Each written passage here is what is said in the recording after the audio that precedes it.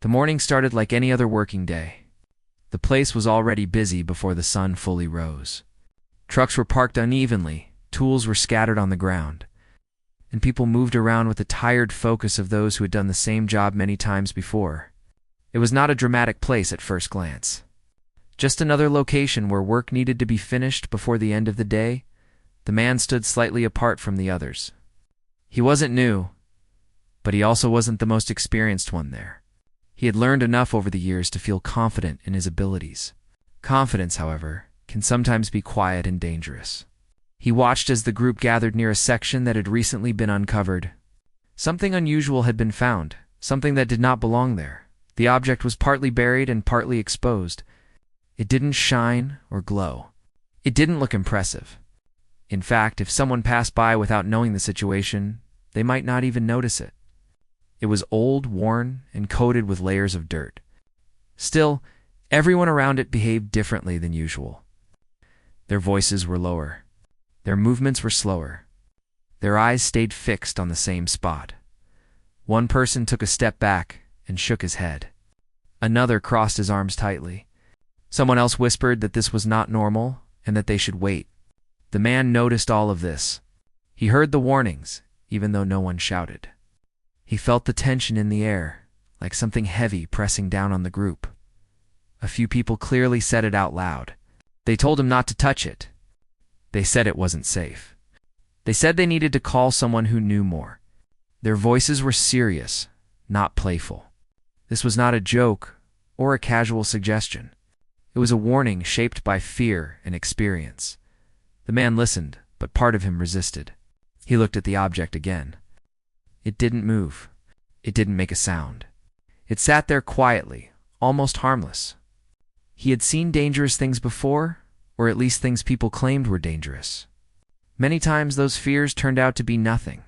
He thought about time. Waiting meant delays. Delays meant trouble. He also thought about how often people overreact. Fear spreads fast, especially when something is unfamiliar. He told himself that if it were truly dangerous, it would look dangerous. His mind searched for logic, even though his chest felt tight. Another person stepped closer to him and spoke firmly. The warning came again, clearer this time. Do not touch it. Stay away. Let the experts handle it. The man nodded slightly, but his eyes never left the object. Inside his head, a quiet argument continued. He wasn't reckless, he told himself. He was careful. He would only take a closer look. The group waited, watching him. No one forced him back, but no one encouraged him either. The space between him and the object felt shorter than it actually was. Every step forward felt heavier, like the ground itself was pushing against him. He remembered similar moments from the past. Times when hesitation caused problems, times when stepping forward solved them. He believed this was another one of those moments. The object was just there, silent and still. It had probably been there for years, maybe decades. Nothing had happened so far. The wind passed through the area, carrying dust and faint sounds from far away. For a brief moment, everything felt too quiet. Even the people nearby seemed to stop moving, as if waiting for him to decide. He leaned forward slightly to get a better look. The object had strange markings, though they were hard to see under the dirt. They didn't look like decoration. They looked more like warnings, though he couldn't explain why. That thought made him pause just for a second. Someone behind him whispered his name, asking him to stop. The voice shook. That should have been enough. But instead of stepping back, he straightened his posture. He didn't want to look afraid. He didn't want to seem unsure in front of everyone. He told them he would be careful. His voice sounded calmer than he felt. He said he would only touch it lightly, just to see if it was loose or stuck. He said they were overthinking it. As soon as the words left his mouth, a strange silence followed. No one argued with him after that. The warnings stopped, not because people agreed, but because they didn't know what else to say. Fear had reached a point where words no longer helped. The man took one more step forward. The distance between his hand and the object was now small enough that he could see every detail clearly. The dirt clung to it unevenly. Small cracks ran along its surface. It looked fragile, yet strong at the same time. His heart beat faster. He told himself again that he was in control. He had done risky things before and come out fine. This would be no different. Still, a quiet voice inside him asked why everyone else looked so frozen. He slowly reached out his hand. He didn't rush. He didn't grab. He moved carefully, as if slow movement could prevent consequences. The air felt thick, like it was resisting him. Behind him, no one spoke. No one moved. They watched, unable to look away. Some held their breath without realizing it. Others felt their hands shake. Just before his fingers made contact, he hesitated again. A strange feeling ran through him, something between fear and regret. He thought about stepping back. He thought about listening. But then he thought about how close he already was. He convinced himself that stopping now would make him look foolish. So he continued. His fingers hovered just above the surface. The moment stretched longer than it should have.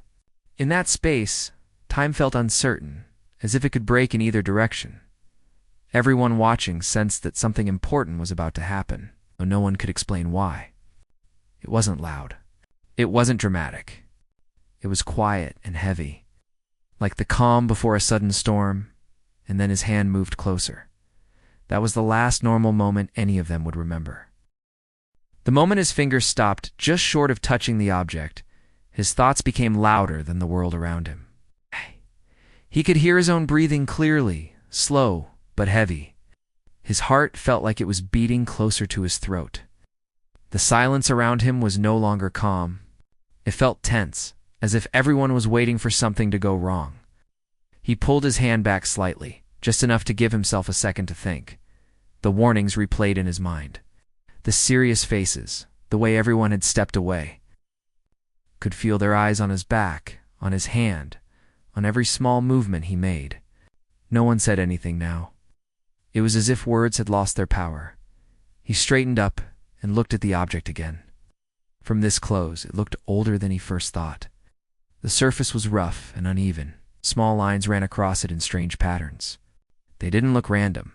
They looked placed there on purpose, though he still couldn't understand what they meant. He told himself he would not touch it yet. He decided to observe instead. He bent down slightly, careful not to lose his balance. Dust shifted under his shoes, and the sound felt too loud in the quiet space. A few people flinched at the noise. Someone behind him cleared their throat, as if trying to speak, but stopping themselves. Another person quietly stepped farther back. The distance between the group and the object grew wider, even though no one gave an order to move. The man noticed this and felt a strange mix of pride and irritation. Part of him felt important, like he was the only one brave enough to face the situation. Another part felt uncomfortable, like he had been pushed into a role he did not fully want. He leaned closer and noticed something else. There was a faint smell in the air, not strong but unusual. It reminded him of metal mixed with something sharp. He couldn't place it exactly, but it made his stomach tighten. Stood up again and looked around. The sky above was clear. The day looked normal. Nothing about the surroundings suggested danger. That made the fear feel confusing. Something bad was about to happen. Shouldn't there be a sign?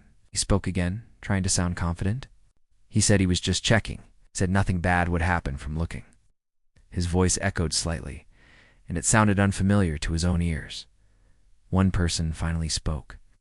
The voice was low and careful. He said that sometimes the most dangerous things don't look dangerous at all.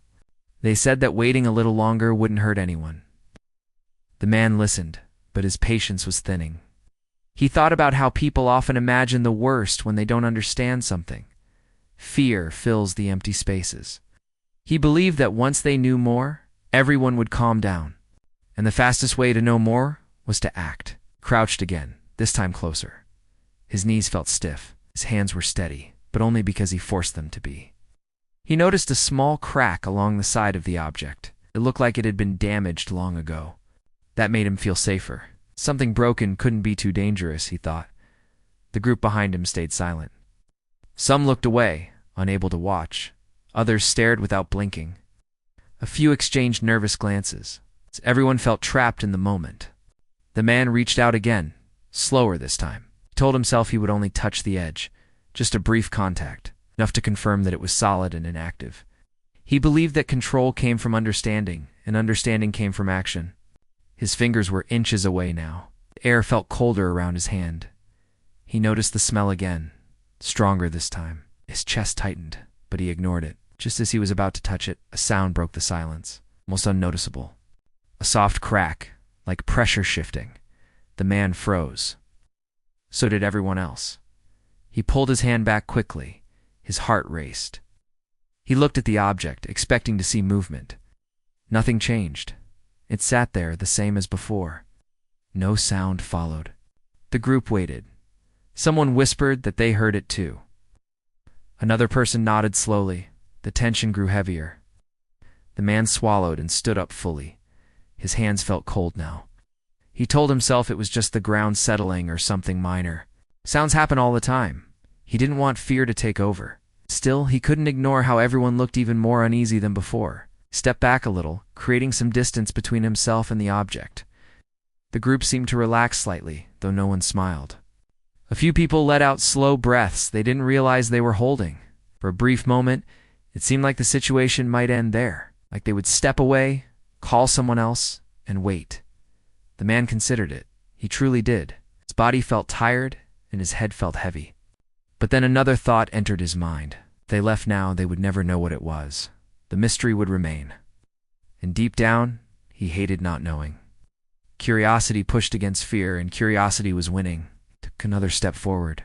Someone behind him made a small sound of frustration, like they wanted to stop him but didn't know how. The man felt it, but kept going. He told himself this was his responsibility now. He noticed something new on the object's surface. A symbol, half covered by dirt. It looked intentional, not random damage. His stomach dropped slightly. Symbols meant warnings, histories, stories, things people left behind for a reason. He brushed some dirt away with a small tool instead of his hand. The movement was gentle. Dust fell to the ground, revealing more of the marking. The people behind him leaned forward slightly without realizing it. The symbol became clearer, but its meaning did not. It wasn't something he recognized. It made his chest feel tight again. Unknown things were always the most dangerous. He paused, tools still in his hand. His instincts told him to stop. His mind argued back. He had come this far. Stopping now felt wrong. He lowered the tool and decided to use his hand again. He wanted to feel it directly, to know what it was made of, to confirm his thoughts. The air seemed to hold its breath as he reached out. Every person watching felt the moment stretch. Some closed their eyes. Others whispered quiet words under their breath. No one moved. His fingers touched the surface for the briefest second. Nothing happened. He almost smiled. Relief washed over him so fast it made his knees weak. He pulled his hand back and let out a breath. He turned slightly toward the group, ready to say that everything was fine. But then he felt it. Strange sensation traveled up his fingers. Not painful, but wrong, like a vibration that didn't belong. His smile faded. He looked down at his hand. The group saw his expression change and knew something was not right. The man tried to speak, but his words came out slow. His hand began to feel heavy, as if it no longer fully belonged to him. He took a step back, confused. No one moved toward him. The decision had been made. It was already too late to undo it. The moment after he stepped back felt unreal, like the world had slipped slightly out of place. His hand hung in the air, stiff and awkward. He tried to move his fingers, but they did not respond the way they should have. It wasn't pain. It was something stranger. A dull numbness, mixed with a weak, buzzing feeling, as if his hand no longer understood signals from his brain. He looked at his palm again. Nothing looked different. No marks. No burns. No cuts. That made the fear worse. If something was wrong, he wanted to see it. Invisible danger was harder to face. He tried to speak clearly, to tell everyone what he felt, but his voice came out uneven. Not slurred, just slower than normal. The people around him noticed immediately. They didn't rush forward. They didn't step away either. They simply froze, unsure of what to do next. Someone whispered his name again, this time louder, with panic in their voice. Another person raised a hand halfway, as if thinking about grabbing him, then stopped. No one wanted to make things worse. He took another step back, and this time his balance felt off. The ground felt uneven, though it looked flat. He planted his feet wider, trying to steady himself. His chest felt tight, like he couldn't take a full breath, even though he was breathing. The object remained silent and still. It did not change. That almost made it feel cruel, like it was unaffected by what it had just caused. The man swallowed and forced himself to focus. He told himself not to panic. Panic would only confuse things. He lifted his other hand and touched his wrist, checking for a pulse. It was there. Fast, but steady. That gave him a small sense of relief. He told the group what he was feeling. He said his hand felt strange, heavy, like it was asleep but deeper than that. His words were careful, measured. He didn't want to scare anyone more than they already were. The group finally began to move. Slowly, one person reached for a radio or phone, hands shaking. Another looked around, as if searching for help nearby, even though there was none. A few people took small steps backward, putting more distance between themselves and the object. Someone suggested sitting him down. The idea sounded reasonable, but no one moved to do it yet. Everyone was still afraid to touch him, afraid they might somehow share whatever was happening. The man noticed this hesitation, and it hurt more than he expected. Not because he blamed them, but because he suddenly felt very alone. A few minutes earlier, he had felt confident and in control. Now he felt like the center of a quiet storm. He slowly lowered himself onto a nearby surface, careful with every movement. His hands still felt wrong. The buzzing sensation had spread slightly up his arm, not stronger, but wider. It felt like something traveling, though he couldn't tell if it truly was, or if his fear was making it seem that way. Someone finally stepped closer. Staying on the opposite side of the object, they asked him simple questions. Could he feel his fingers? Could he move his arm? Did he feel dizzy? He answered honestly. Some things were fine. Some were not. The sky above still looked the same. Birds flew in the distance. The world had not stopped, even though it felt like it should have. That contrast made everything more unsettling. Another sound came from the ground, soft but clear this time. Not a crack. More like a shift. Everyone heard it. All heads turned toward the object at once. No one spoke. No one moved. The man felt his stomach drop. He didn't want to look at it, but he forced himself to. The object still appeared unchanged, but something about it felt different now. He couldn't explain how. It was like being watched without eyes. The buzzing in his arm faded slightly, replaced by a deep ache. He flexed his fingers again. This time they moved, but slower than normal. That should have been comforting, but it wasn't. It felt delayed. It's like his body was lagging behind his thoughts. Someone finally said they needed to leave the area, that they needed to put distance between themselves and whatever this was. The suggestion made sense, but it created a new problem. Moving him meant touching him. The man saw the hesitation again. He understood it. He told them it was okay, that they could help him stand, that he didn't feel like he was falling apart. He tried to smile, but it didn't reach his eyes. Two people approached carefully, each from a different side. They avoided touching his affected arm. Their movements were slow, respectful, like they were handling something fragile. As they helped him up, a sharp wave of dizziness hit him. The ground tilted. He closed his eyes for a second until it passed. When he opened them, everyone was watching him closely. Fear written clearly on their faces, they began to move away from the object, step by step. No one turned their back on it. Even as distance grew, the tension did not fade. If anything, it felt worse, like the danger might follow. The man focused on breathing, in through the nose, out through the mouth. He had learned that years ago during stressful moments. It helped now, but only a little. Once they were a safer distance away, they sat him down again. Someone handed him water. His hand shook as he held the bottle, but he managed to drink. The cold water grounded him slightly, reminding him that his body was still working. A call finally went through. Help was on the way, though no one knew how long it would take. the waiting began. During that time, the man's thoughts raced. He replayed the moment he touched the object again and again. The hesitation, the choice, the warnings he ignored. Regret settled in quietly, heavier than fear. He wondered if the damage was permanent. He wondered if he had exposed others to danger. Those thoughts hurt more than the strange feeling in his arm. People spoke in low voices around him. They discussed what it could be.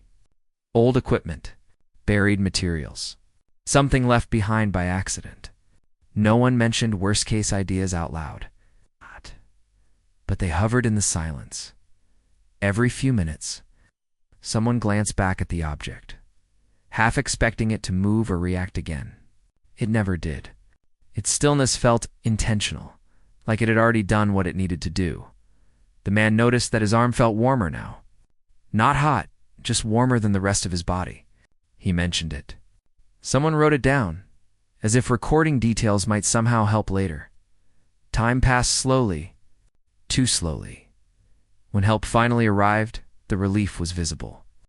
Professionals took control of the scene, asking questions, giving instructions.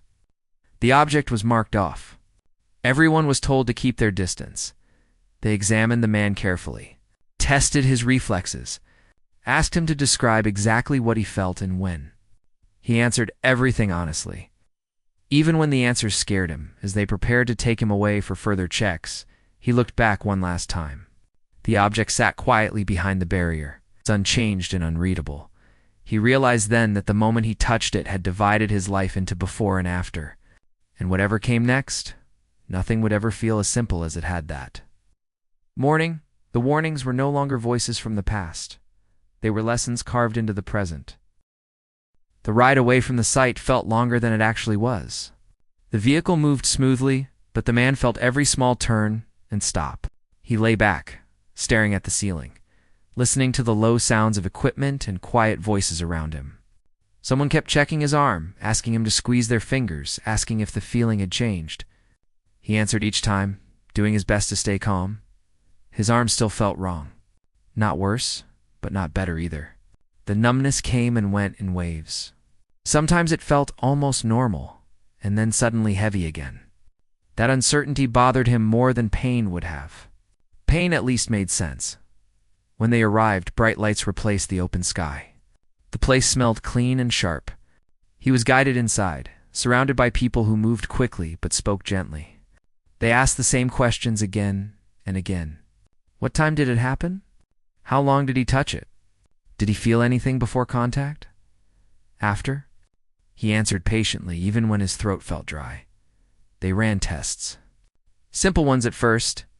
Checking movement. Checking feeling.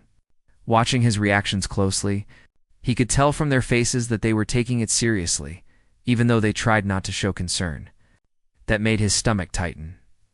While he waited, his mind kept drifting back to the site. He pictured the object sitting there, silent, unchanged. He wondered what it really was. He wondered how long it had been there, and how many people had unknowingly walked past it over the years. The thought made him uneasy. Hours passed slowly. At some point, the initial shock faded, replaced by deep exhaustion. His body felt heavy, like it wanted to shut down just to escape the tension. Still, sleep didn't come easily. Every time he closed his eyes, he felt that strange buzzing again. Someone finally came in and explained what they knew so far. They said there were signs that the object might have been something old and industrial, possibly buried long ago and forgotten.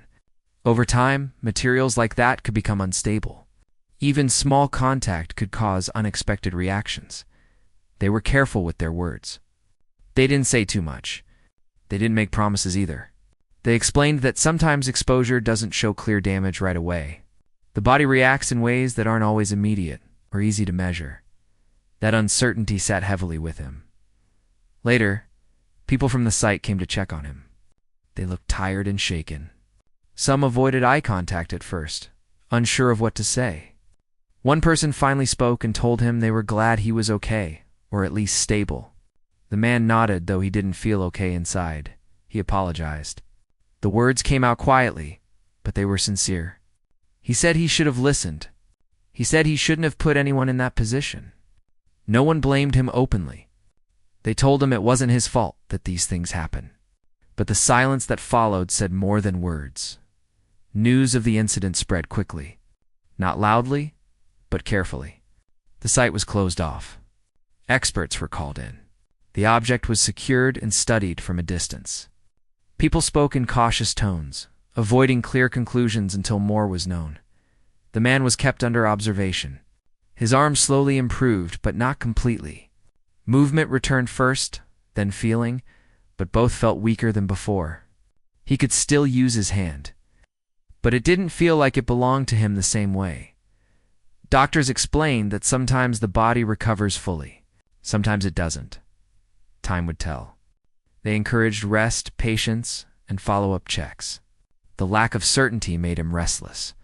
When he was finally allowed to leave, the outside world felt strange. The sky looked too wide. Sounds felt louder. Every small sensation seemed sharper than before. He noticed things he never paid attention to earlier, like the way his shoes felt on the ground or how the wind brushed against his skin. At home, quiet filled the space. Too much quiet. Without the distractions of work and people, his thoughts grew louder.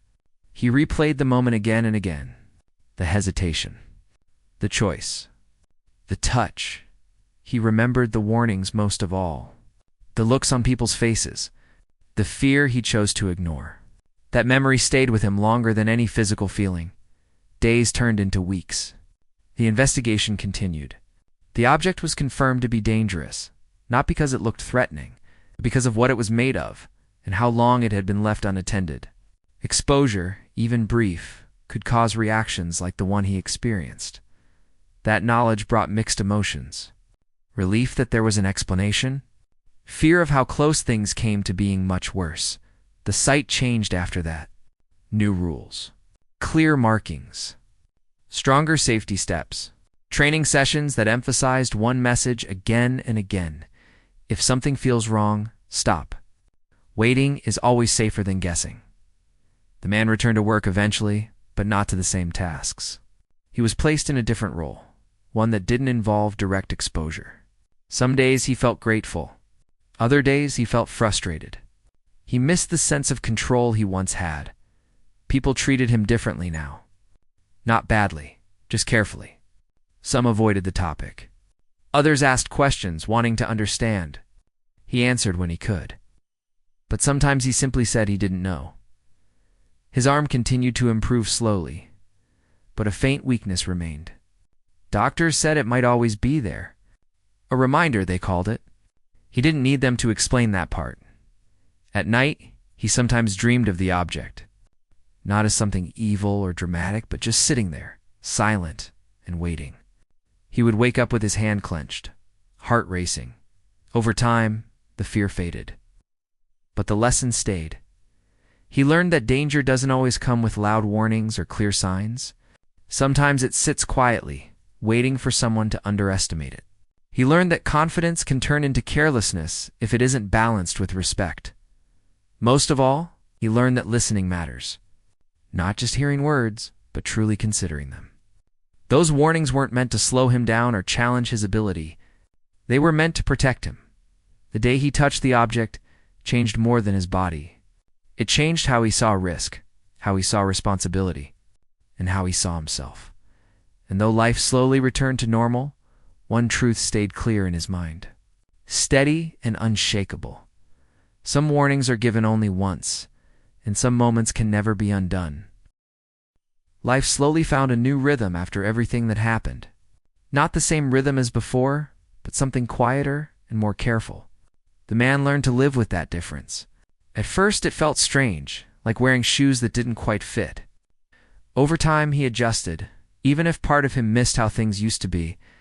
His arm improved enough for daily tasks, but it never fully felt the same. Some days it felt normal, almost tricking him into forgetting. Other days, a slight weakness or dull ache reminded him of the moment everything changed. He stopped getting angry at it. Instead, he accepted it as part of his story.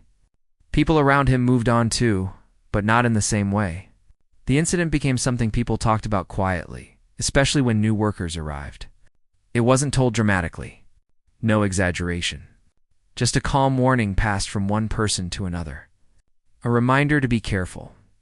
A reminder to listen. Sometimes he overheard those conversations. He never interrupted. He never corrected anyone. He didn't feel the need to. The truth didn't need defending. It had already proved itself. The site where it happened looked different now. Clear signs were placed. Areas were marked. Rules were stricter. The changes were not rushed or temporary. They were permanent. What happened had left a mark on the place, just like it had left one on him. One afternoon, months later, he stood near the edge of the site, watching others work. He noticed how often people stopped to double-check things now. How they asked questions instead of assuming. How they waited instead of rushing. It gave him a quiet sense of relief. He didn't see it as blame anymore. He saw it as meaning. In his personal life, changes showed up too. He became more patient. He listened more closely when people spoke, even about small things. He noticed when someone hesitated, when they seemed unsure. Before, he might have brushed it off. Now, he paid attention. Friends noticed the change. They said he seemed calmer, more thoughtful. He smiled when they said that. They didn't know how much effort it took at first. How many nights he lay awake thinking about that single choice. There were moments of guilt that still surfaced. Not sharp anymore, but quiet. He wondered what could have happened if things had gone worse. He wondered how close everyone came to real disaster. Those thoughts never fully disappeared, but they no longer controlled him. Instead, they guided him. One day, someone new asked him directly about the incident. The question was simple, not curious in a careless way, just honest. The man took a moment before answering. He didn't rush. He didn't dramatize it. He said it wasn't one big mistake. It was a series of small ones. Ignoring a feeling, dismissing concern, believing confidence was the same as control. He said the most dangerous part wasn't the object itself, but the decision to stop listening. The person nodded quietly. That conversation stayed with both of them. As time passed, the incident stopped feeling like something that happened to him and started feeling like something that shaped him. He didn't define himself by it, but he didn't erase it either. It became a reference point, a quiet reminder in the background of every choice.